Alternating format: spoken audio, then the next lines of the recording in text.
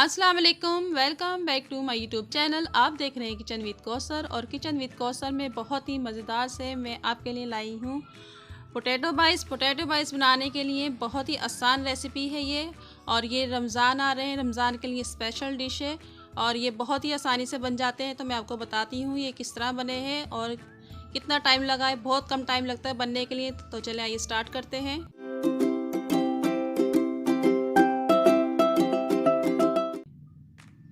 आलू मैंने आधा किलो लिए हैं, आप चाहें ज़्यादा भी ले सकते हैं। और इनको मैंने बॉईल किया है, बॉईल करके ठंडा करके फिर मैंने इसको फ्रिज में रख दिया था और फिर मैं इसको ग्रेट करूँगी। ग्रेट मैंने इसलिए करना है ताकि कोई लम्स ना रहे। और ये फ्रिज के आलू ठंडे लेने हैं आपने, क्योंकि इससे बहुत ही ज़बरदस्त सी डिशेस बनती हैं। जितनी भी आप पोटैटो की डिशेस बनाएंगे बहुत ही अच्छी बनेगी। आप ख़ुद ही अंदाज़ा लगा लेंगे कि कितनी अच्छी डिश बनती है। तो ये सारे मैं ग्रेट कर लेती हूँ।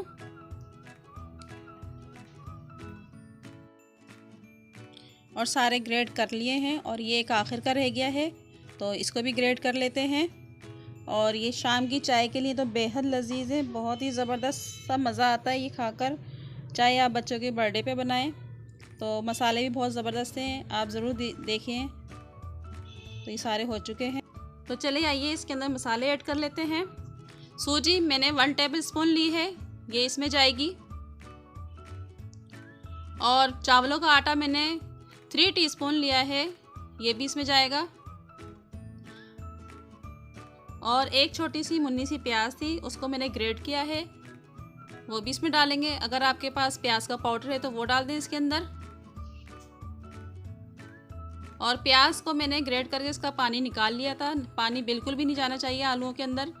और मिर्ची ली है मैंने कुटी हुई 1 टीस्पून, काली मिर्च पाउडर 1 टीस्पून, नमक 1 टेबल स्पून, और गार्लिक पाउडर लिया है मैंने 1 टीस्पून। नमक और मिर्च आप अपने टेस्ट के हिसाब से लें,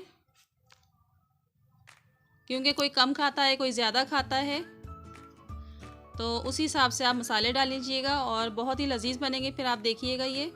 तो इनको मिक्स कर लेते हैं और इसको मैं हाथों की मदद से मिक्स कर लेती हूँ। हाथों से बहुत अच्छी तरह मिक्स होता है ये, तो हाथ से मिक्स करें इसको। और सारा मिक्स हो चुका है। इसके अंदर मैं थोड़ा सा ऑयल डालूँगी 2 टीस्पून के करीब, क्योंकि ऑयल डालने से बहुत ही ये सॉफ्ट हो जाएंगे और यकजान हो जाएंगे सारे आलू।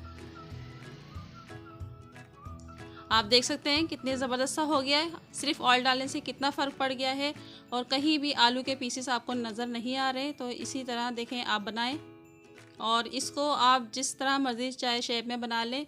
तो मैं जिस शेप में बना रही हूँ आप देखें, अगर इस तरह बनाना चाहते हैं तो आप ये बना लें। मेहनत इतनी खामोशी से करके कामयाबी खुद ही चीख उठे। और ये बना के गोल इस तरह दो साइड से दबाना, चारों साइडों से नहीं दबाना, 2 साइड से दबा के तो ऊपर से हल्का सा प्रेस करना बस। तो ये इस तरह की शेप बन जाएगी।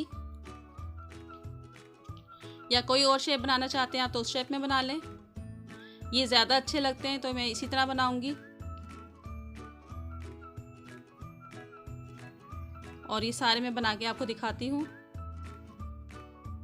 सारे मैंने बना लिए हैं और ये लास्ट का रह गया। तो चलें आइए अब बताती हूँ क्या करना है।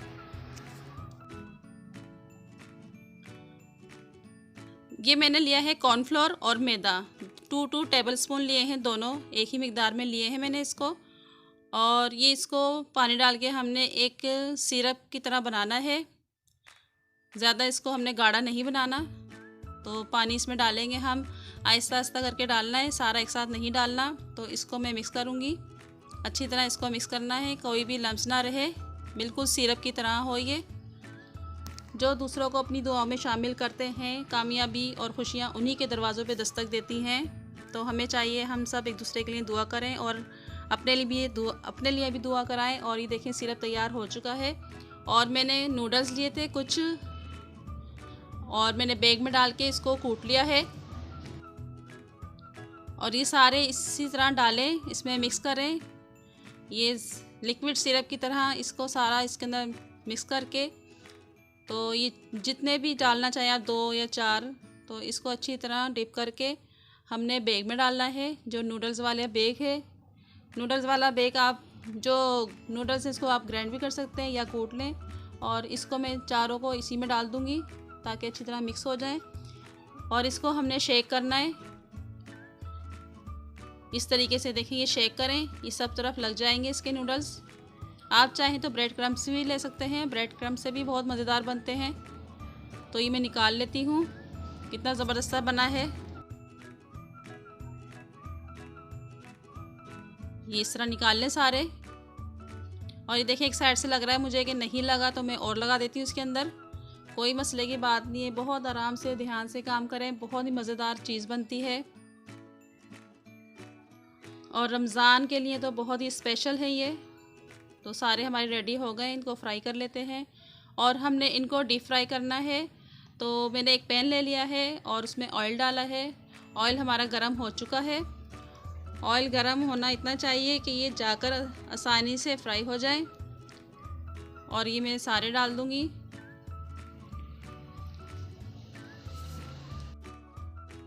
और भी डिशेस हैं रमज़ान के हवाले से, तो मैं भी आपको बताऊंगी बहुत सारी मज़ेदार सी। आप मेरी रेसिपी ज़रूर देखा करें और उसको फॉलो किया करें।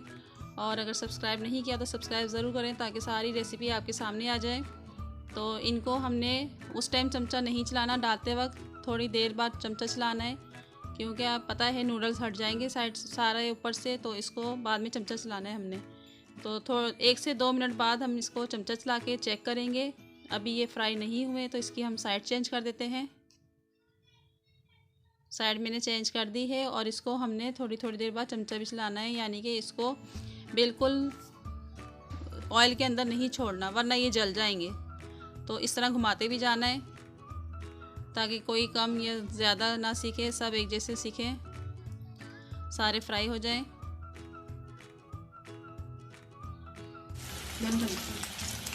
और ये सारे फ्राई हो चुके हैं, इसको निकाल लेती हूँ मैं।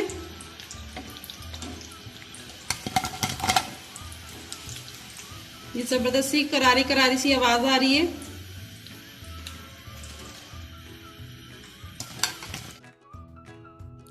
तो मज़ेदार से हमारे पोटैटो बाइट्स तैयार हो गए। और ये मैंने निकाल लिए हैं और केचप के साथ तो बेहद लजीज लगते हैं। आप चाहें तो इसको दही की चटनी के साथ भी खा सकते हैं। तो मेरी रेसिपी अच्छी लगे तो लाइक और शेयर ज़रूर करें। सब्सक्राइब नहीं किया तो सब्सक्राइब ज़रूर कर दें, साथ बेल आइकन के बटन को भी क्लिक कर दें। और कमेंट में ज़रूर बताएं कि आपको मेरी रेसिपी कैसी लगी है। तो मिलते हैं नई रेसिपी के साथ। दुआ में याद रखिएगा। अल्लाह हाफिज़।